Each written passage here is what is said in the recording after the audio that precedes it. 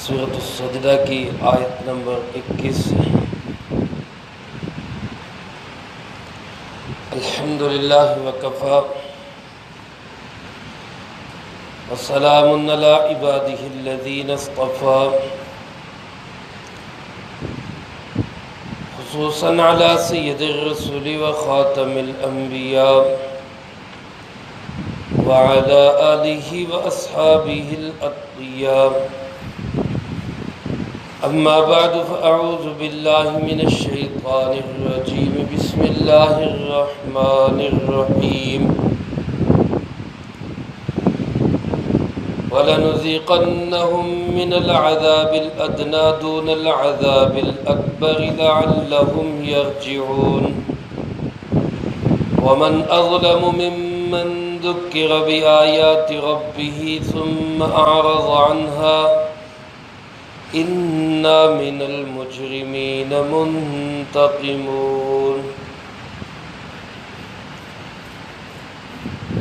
وَلَنُذِيقَنَّهُم مِّنَ الْعَذَابِ الْأَدْنَىٰ، اور ضرور ہم ان لوگوں کو چکھائیں گے قریب کا عذاب،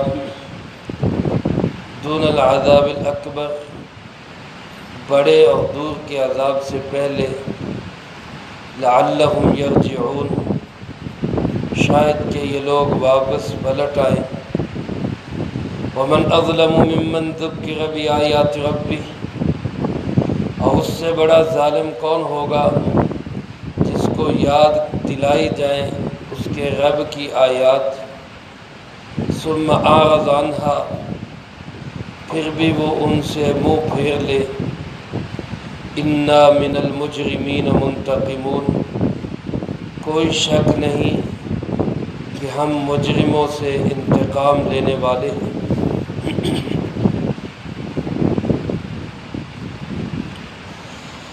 اس سے پہلے آیات مبارکہ میں اللہ رب العالمین نے ایمان والوں کا خوبصورت انجام اور بے ایمانوں کا، فاسقوں فاجروں کا بدترین اور خوفناک حشر ذکر فرمایا تھا۔ اس آیات مبارکہ میں اللہ پاک ارشاد فرماتے ہیں کہ بعض اوقات بڑے عذاب سے پہلے، بڑے عذاب سے مراد آخرت کا عذاب ہے، اس سے پہلے ہم دنیا کے اندر چھوٹے چھوٹے عذابوں کے اندر، چھوٹی چھوٹی سزاؤں کے اندر مبتلا کرتے ہیں، لیکن اس کا مقصد بھی اللہ رب العالمین کی رحمت ہوتی ہے کہ ذرا سا تھپڑ لگنے سے اگر کوئی انسان سمجھ جائے اور سیدھے راستے پہ آ جائے تو وہ آخرت کے بڑے عذاب سے بچ جائے۔ چنانچہ اللہ پاک ارشاد فرماتے ہیں وَلَنُذِيقَنَّهُم مِّنَ الْعَذَابِ الْأَدْنَىٰ، ہم ان لوگوں کو ضرور چکھائیں گے ادنا عذاب۔ ادنا سے مراد علماء فرماتے ہیں چھوٹا بھی ہے اور قریب کا بھی ہے۔ آخرت کا عذاب بڑا بھی ہے اور دور بھی ہے۔ اللہ پاک کو ارشاد فرماتے ہیں ہم آخرت کے بڑے اور دور والے عذاب سے پہلے دنیا کے اندر چھوٹا اور قریب کا عذاب چکھاتے، اور دنیا کے اندر یہ عذاب کیا ہے؟ علماء فرماتے ہیں کہ بیماری کا آ جانا، یہ اللہ رب العالمین کی طرف سے ایک وارننگ ہوتی ہے، ایک آگاہی ہوتی ہے۔ پریشانی کے حالات کا بن جانا، اچانک کسی مصیبت کا آ جانا، اسی طرح معاشرے کے اندر پھیلی ہوئی مہنگائی، قتل و غارت گری، بدامنی، خوف، یہ سب عذاب ادنا کی شکلیں ہیں۔ ظالم حکمرانوں کا مسلط ہونا، اور اسی طرح ایسے لوگوں کا وہ اقتدار ان کے ہاتھوں میں آ جانا جو بڑوں پہ رحم نہ کرے، چھوٹوں پہ شفقت نہ کرے، بڑوں کی عزت و احترام نہ کرے، یہ عذاب ادنا کی شکلیں ہیں ساری۔ اللہ فرماتے ہم ان چھوٹے چھوٹے عذابوں کے اندر ان لوگوں کو مبتلا کرتے ہیں بڑے عذاب سے پہلے، تاکہ لعلہم یرجعون، شاید یہ لوگ واپس آ جائیں۔ انسان ہے نا، اللہ سے دور ہو جاتا ہے، بھول جاتا ہے، دنیا کے اندر رہتے ہوئے دنیا کے ماحول سے متاثر ہو کر رب العالمین کی یاد کو بھلا دیتا ہے، تو اللہ پھر ایسے چھوٹے چھوٹے عذاب دے کر اس کو اپنی طرف متوجہ کرتا ہے، یہ میری طرف لوٹ آئے۔ یہ بھی اللہ کی رحمت ہوتی ہے۔ علماء فرماتے ہیں کہ دنیا کے اندر اگر کوئی مصیبت آئے، عذاب آئے، پریشانی آئے، دکھ آئے، تکلیف آئے، کوئی بیماری آئے، اور ان پریشان کن حالات کی وجہ سے اللہ کی طرف توجہ بڑھ جائے، رجوع اللہ بڑھ جائے، تلاوت بڑھ جائے، نماز بڑھ جائے، صدقہ خیرات بڑھ جائے، توبہ استغفار بڑھ جائے، تو یہ بیماری، یہ دکھ، یہ تکلیف، یہ پریشانی عذاب نہیں بلکہ یہ رحمت خداوندی، کہ اس نے خود اس انسان کو ایسے حالات بنا کے اپنی طرف کھینچ لیا۔ لیکن اگر کسی پہ پریشانی، دکھ، تکلیف، مصیبت، بیماری کے حالات آئیں اور پھر بھی اللہ کی طرف رجوع ہونے کی بجائے وہ اللہ سے اور زیادہ دور ہو جائے، وہ بغاوت پہ اتر آئے، وہ اور شکوے شکایتیں کرنے لگ جائے، تو وہ سمجھ جائے کہ یہ بیماری، یہ دکھ، یہ تکلیف، یہ پریشانی، یہ رحمت خداوندی نہیں، یہ عذاب الہی ہے، یہ اللہ کی طرف سے سزا ہے۔ تو کسی بھی حال میں پریشانی کا ہو، سکھ کا ہو، خوشحالی ہو، بدحالی ہو، کسی طرح کے بھی حالات ہو، ہمیں اللہ کی طرف رجوع کرنا چاہیے، اپنے اعمال کے اندر اور زیادہ اللہ کی طرف بڑھنا چاہیے۔ یہی اس بات کی نشانی ہوگی کہ ہم عذاب کے مستحق نہیں بلکہ ہم اللہ کی رحمت کے مستحق ہیں۔ بہرحال اللہ پاک ارشاد فرماتے ہیں، یہ دنیا کے اندر جو چھوٹے چھوٹے حالات آتے ہیں، خوف کے، بیماریوں کے، پریشانیوں کے، دکھوں کے، تکلیفوں کے، یہ ہماری طرف سے آزمائش بھی ہوتی ہے، وارننگ بھی ہوتی ہے۔ آپ حضرات نے دیکھا ہوگا اور سنا بھی ہے، اور حدیث پاک میں بھی آتا ہے، پیارے آقا جناب محمد کریم صلی اللہ علیہ وسلم نے ارشاد فرمایا، اشد بلاء الانبیاء ثم الامثل فالامثل، فرمایا سب سے زیادہ دنیا کے اندر جن پہ امتحانات آتے ہیں، جن پہ پریشانیوں کا جن کو سامنا کرنا پڑتا ہے، مصائب اور دکھوں اور آلام میں جن کی زندگی گزرتی ہے، وہ انبیاء علیہ السلام اللہ کے نبی ہوتے ہیں۔ اور پھر جو نبیوں کے جتنا قریب ہوتا ہے، یعنی جس کو انبیاء علیہ السلام سے جتنی محبت، جتنا لگاؤ، جتنا تعلق، جتنی چاہت اور اپنائیت ہوتی ہے، اتنا ہی اس پہ بھی امتحانات آتے ہیں۔ لیکن میرے بھائیوں، انبیاء علیہ السلام ہو، اولیاء اللہ ہوں، بزرگان دین ہوں، ان پہ جو بھی حالات آتے ہیں، یا دکھ تکلیفیں یا پریشانیاں آتی ہیں، تو وہ عذاب نہیں ہوتا بلکہ وہ اللہ کی رحمت ہوتی ہے کہ ان کا تعلق اللہ سے اور زیادہ بڑھ جاتا ہے۔ اس کی مثال علماء فرماتے ہیں بالکل ایسے ہی ہے جیسے کسی آدمی کو کوئی تیز مرچ والا کھانا ملا ہو، تیز مرچ والے پکوڑے ملے ہوں یا بریانی ملی ہو، اب وہ کھا بھی رہا ہے، منہ بھی لال ہو رہا ہے، آنکھیں بھی سرخ ہو رہی ہیں، اور آنکھوں سے پانی بھی نکل رہا ہے، منہ سے سی سی کی آوازیں بھی نکل رہی ہے۔ دیکھنے والا سمجھتا ہے یار بڑی تکلیف میں ہے، بڑی پریشانی میں ہے۔ وہ کہتا ہے کہ جناب میں آپ کے آگے سے پلیٹ اٹھا لوں، تو وہ کہتا ہے نہیں نہیں مجھے بڑا مزہ آ رہا ہے۔ وہ اس تکلیف میں بھی اس کو لطف آ رہا ہوتا ہے۔ تو جو اللہ والے ہوتے ہیں، انبیاء علیہ السلام ہیں، اولیاء اللہ ہیں، بزرگان دین ہیں، مصائب، آلام، دکھ، تکلیفیں بھی آتی ہیں تو وہ ان کے لیے باعث لطف اور باعث رحمت بن جاتی ہیں۔ کتنے اپنے بڑوں کے واقعات ہیں کہ ان کے گھروں میں فاقہ آتا تو وہ خوش ہو جاتے، باقاعدہ اس میں خوشی کا اہتمام کرتے کہ آج ہمارے گھر میں فاقہ ہے۔ لیکن اگر کوئی ایک انسان کسی پہ ایسی دکھ، تکلیف، پریشانی آئے اور وہ شکوے اور شکایتیں کرنے لگ جائے، اللہ رب العالمین سے نالاں ہونے لگ جائے، تو پھر میرے دوستو اس آدمی کو سمجھ جانا چاہیے کہ یہ آزمائش ہے، یہ تکلیف عذاب الہی کی شکل ہے اور اللہ کی طرف متوجہ ہونے کی ضرورت ہوتی ہے۔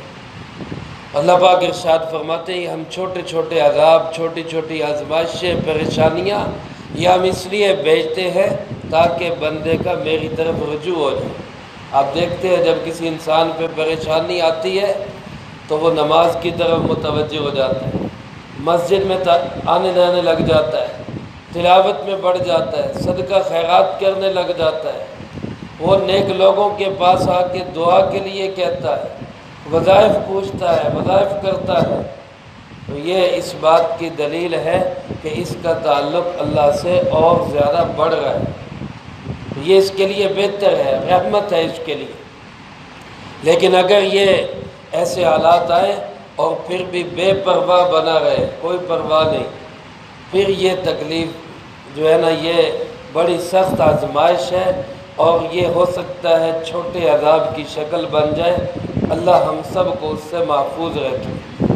اللہ پاک ارشاد فرماتے ومن اظلم، اس سے بڑا ظالم کون ہوگا، ممن ذکر بآیات ربی، جس کو اس کے رب کی آیات یاد دلائی جائے، ثم اعرض عنہا، اور وہ پھر بھی ان سے منہ پھیر لے۔ انسان ہے، بھول جاتا ہے، لیکن کوئی یاد کرائے کہ بھائی اللہ کا حکم ایسے ہے، یوں کرنا ہے، اور وہ اس کے باوجود سن کر سنی انسنی کر دے، وہ یہ کہے مجھے کوئی پرواہ نہیں۔ اللہ فرماتے ہیں اس سے بڑا ظالم کوئی نہیں، یہ سب سے بڑا ظالم ہے۔ اللہ کی آیات ایک تو ہے نا کہ بھول گیا، جی ذہن میں نہیں رہا، یہ اس طرف دھیان ہی نہیں گیا، توجہ اس طرف نہیں ہوئی، مسئلے کا پتہ نہیں تھا، یہ تو چلو کسی حد تک اس کا عذر بنتا ہے۔ لیکن ایک آدمی کو بتایا گیا بھائی مسئلہ یوں ہے، حکم خداوندی اس طرح ہے، رسول اللہ صلی اللہ علیہ وسلم کا طریقہ یوں ہے، آیات قرآنی ہمیں یہ سبق دیتی ہے، اللہ رب العالمین کا ہمیں حکم یہ ہے، یوں کرنا چاہیے۔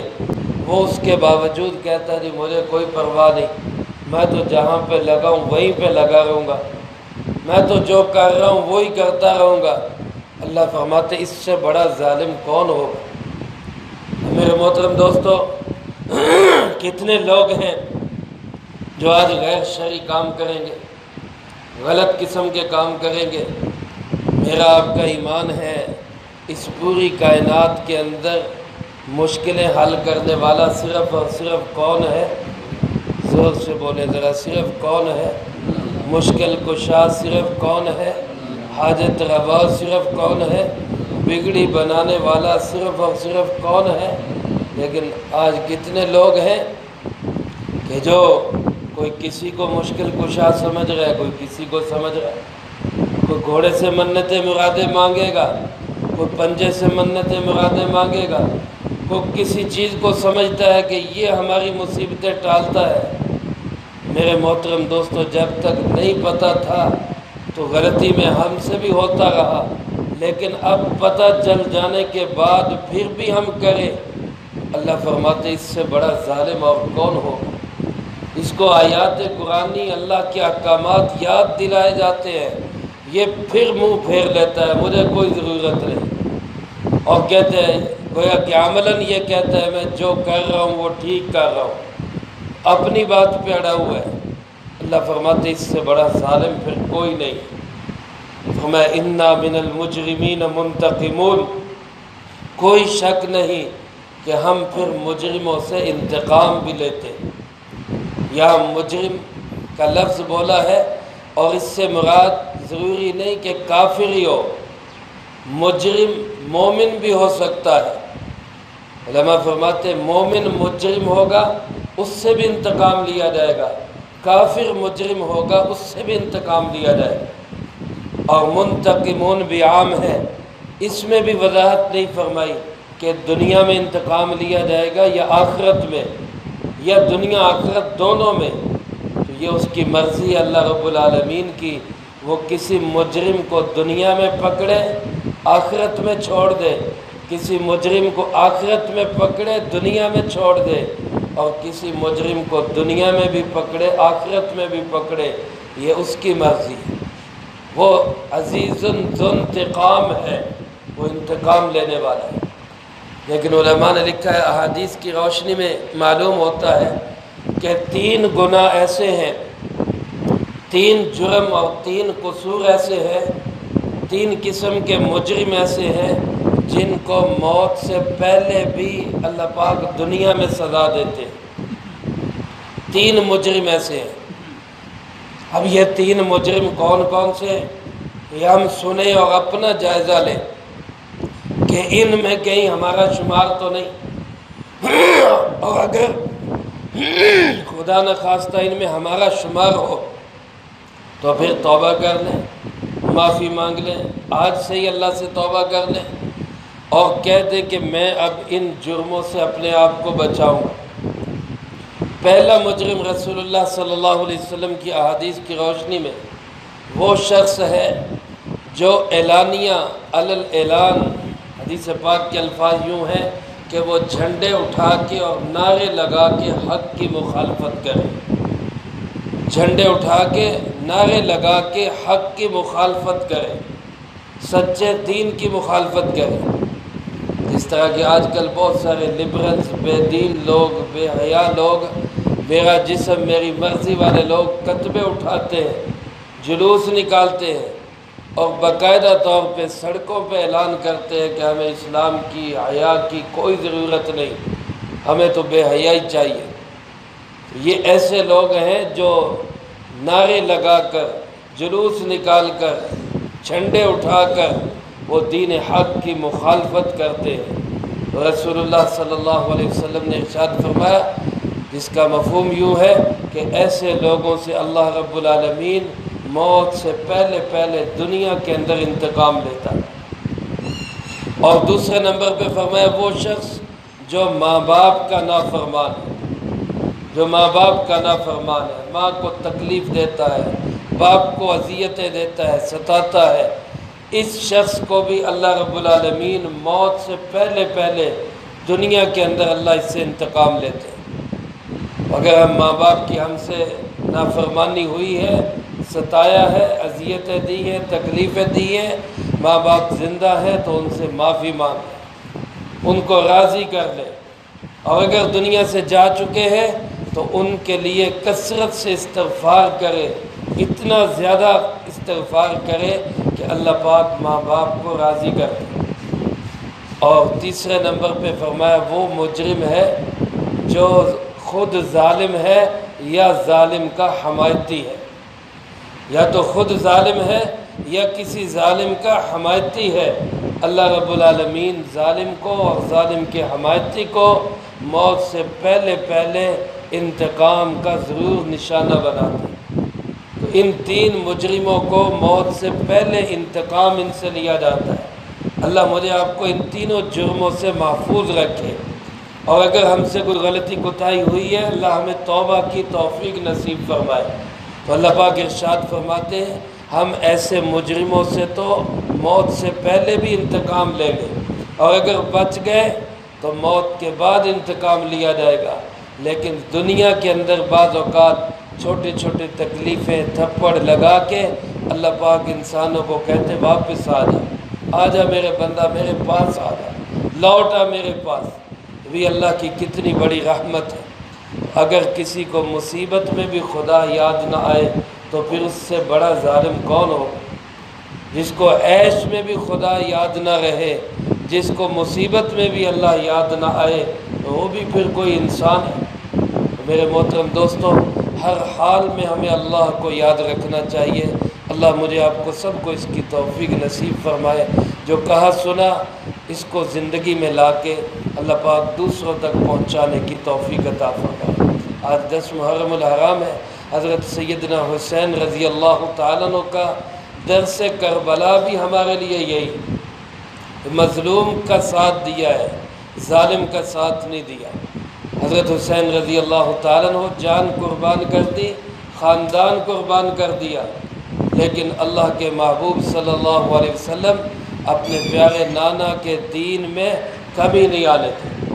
آج ہمارا بھی دل کا جذبہ یہی ہونا چاہیے کہ ہماری جان جاتی ہے چلی جائے، ہمارے بچے قربان ہوتے ہو جائے، لیکن نبی کریم صلی اللہ علیہ وسلم کے دین میں اور آپ کی شان میں اور عظمت میں ہم کوئی فرق آنے نہیں دیں گے۔ اللہ مجھے آپ کو سب کو یہ جذبہ شہادت، شوق شہادت نصیب فرمائے، اور ہم سب کو قرآن و سنت کے ساتھ مضبوط تعلق اور وابستگی نصیب فرمائے۔ وآخر دعوانا ان الحمدللہ رب العالمین۔ تمام حضرات قرآن پاک کا کچھ حصہ پڑھ لیں۔ حضرت سیدنا حسین ابن علی رضی اللہ تعالیٰ عنہ بالخصوص ان کے لیے، اور تمام شہداء کربلا، تمام شہداء اسلام کے لیے اللہ پاک سے ہم دعا کریں گے۔ اللہ پاک ہم سب کو بھی ان کے فیوزات بابرکت سے مستفیض فرمائے۔ قرآن پاک کا حصہ پڑھ لیں، اس کے بعد انشاءاللہ دعا کریں۔ الحمدللہ۔ اللہم انت السلام و منک السلام، تبارک ربنا و تعالیت یا ذا الجلال والاکرام۔ اللہم اعنا علی ذکرک و شکرک و حسن عبادتک۔ اللہم احسن عاقبتنا فی الامور کلها واجرنا من خزي الدنيا وعذاب الآخرة۔ اللهم واقية كواقية الوليد، اللهم استر عوراتنا وآمن روعاتنا، اللهم إنا نجعلك في نحورهم ونعوذ بك من شرورهم، اللهم اكفنا بحلالك عن حرامك وأغننا بفضلك عمن سواك، اللهم اكفنا كل مهم من حيث شئت ومن أين شئت، رب اغفر وارحم وأنت خير الراحمين، ربنا هب لنا من ازواجنا وذرياتنا قرة اعین واجعلنا للمتقین اماما۔ یا ارحم الراحمین، یا اللہ پاک ان تمام احباب نے جو پاک کلام پڑھا اس کو اپنی بارگاہ میں قبول فرما۔ یا اللہ ہمارے طلبہ عزیز طالبات آج جتنا پاک کلام پڑھیں گے، یا اللہ اس سب کو اپنی بارگاہ میں قبول فرما، اور اللہ اس سب کا جو ثواب ہمارے پیارے آقا جناب محمد کریم خاتم النبیین صلی اللہ علیہ وسلم کو پہنچا۔ آپ علیہ السلام کو ہم سب کی طرف سے بہترین جزائے خیر نصیب فرما۔ آپ کے توسل سے تمام انبیاء، تمام صحابہ، تمام اہل بیت، ازواج مطہرات، بنات اطہار، تمام شہداء بدر و احد، بالخصوص شہداء کربلا، حضرت سیدنا حسین رضی اللہ تعالیٰ عنہ، ان تمام ہستیوں کو اس کا جو ثواب نصیب فرما۔ آپ صلی اللہ علیہ وسلم کی امت کے وہ تمام لوگ جو اس دنیا سے جا چکے، جو موجود ہیں، جو قیامت تک آئیں گے، اے اللہ سب کو اس کا جو ثواب نصیب فرما۔ بالخصوص حاضرین مجلس میں سے جس کے جو عزیز و قارب، رشتہ دار، دوست، احباب، اساتذہ، مشائخ، والدین اس دنیا سے جا چکے، اے اللہ سب کو اس کا جو ثواب نصیب فرما۔ تمام مرحومین کی قبور کو جنت کا باغ بنا، سب کے درجات کو بلند فرما، سیئات کو حسنات سے تبدیل فرما، کروٹ کروٹ چین سکون اطمینان نصیب فرما۔ اے اللہ ہم میں سے ہر ایک کو اپنے اپنے وقت پہ اچھی موت نصیب فرما، بری موت اور اس کے اسباب سے بھی اللہ ہماری حفاظت فرما، عزت کی زندگی، شہادت کی موت نصیب فرما، اسلام والی زندگی، ایمان والی موت نصیب فرما۔ اے اللہ پاک شہداء کربلا کی برکت سے ہم سب کو بھی یا اللہ دین پہ مر مٹنے کے جذبات نصیب فرما۔ اے اللہ ہماری جان، مال، اولاد سب قربان ہو جائے، آپ کا دین زندہ ہو جائے، اے اللہ ایسے جذبات نصیب فرما۔ اے ارحم الراحمین، آپ صلی اللہ علیہ وسلم اور ان تمام شہداء کی برکت سے یا اللہ ہمارے سینوں کو ایمان کے نور سے منور فرما، قرآن کا تعلق نصیب فرما، قرآن پاک کو ہمارے دل کی بہار بنا، دنیا کے اندر قرآن پاک کو زیادہ سے زیادہ پڑھنے کی توفیق نصیب فرما، قبر میں قرآن پاک کو ہمارا مونس اور غمخوار بنا، حشر کے میدان میں قرآن پاک کو ہمارا وکیل اور طرفدار بنا، جنت تک پہنچنے کے لیے قرآن پاک کو ہمارا دلیل اور رہبر بنا۔ اے اللہ پاک اپنی رحمت سے ہماری دنیا بھی اچھی بنا اور ہماری آخرت بھی اچھی بنا۔ اے اللہ پاک جتنے لوگ بیمار ہیں گھروں میں اسپتالوں میں سب کو صحت و تندرستی عطا فرما۔ ہمارے ایک عزیز بھائی شیخ افضل صاحب بیمار ہیں، ان کے لیے دعا فرما، اللہ ان کو صحت و تندرستی نصیب فرما۔ اور جتنے لوگ بیمار ہیں جنہوں نے دعاؤں کے لیے کہا یا کہنا چاہتے ہیں یا ان کا ہم پہ حق ہے، اے اللہ سب بیماروں کو شفا اور تندرستی عطا فرما، پریشان حالوں کی پریشانیاں دور فرما، مقروضوں کو قرضوں کے بوجھ سے رہائی نصیب فرما۔ یا اللہ ہمارے وطن عزیز ملک پاکستان کی حفاظت فرما۔ یا اللہ پاک کچھ لوگ جو شیعہ سنی فساد کرا کے اس ملک کو تباہ کرنا چاہتے ہیں، اللہ ان کو ہدایت نصیب فرما۔ اے ارحم الراحمین، یا اللہ پاک ہم سب کو اس پاک وطن کے اندر پیار محبت اتفاق و اتحاد کے ساتھ زندگی بسر کرنے کی توفیق نصیب فرما۔ اے ارحم الراحمین، جو لوگ یا اللہ حضرت حسین رضی اللہ تعالیٰ عنہ کی محبت کی آڑ میں صحابہ کرام رضی اللہ تعالیٰ مجمعین پہ غلط الفاظ بولتے ہیں، اے اللہ ان کو ہدایت نصیب فرما۔ اے اللہ کو ان کے مقدر میں ہدایت نہیں، ان کو تباہ و برباد فرما۔ اے ارحم الراحمین، یا اللہ پاک ہم سب کو اپنے اس پاک وطن کے اندر یا اللہ حفاظت کے ساتھ، عزت کے ساتھ، سلامتی کے ساتھ زندگی گزارنے کی توفیق نصیب فرما۔ ربنا تقبل منا انک انت السمیع العلیم وتب علینا انک انت التواب الرحیم، وصلی اللہ علی النبی الکریم وعلی آلہ واصحابہ اجمعین برحمتک یا ارحم الراحمین۔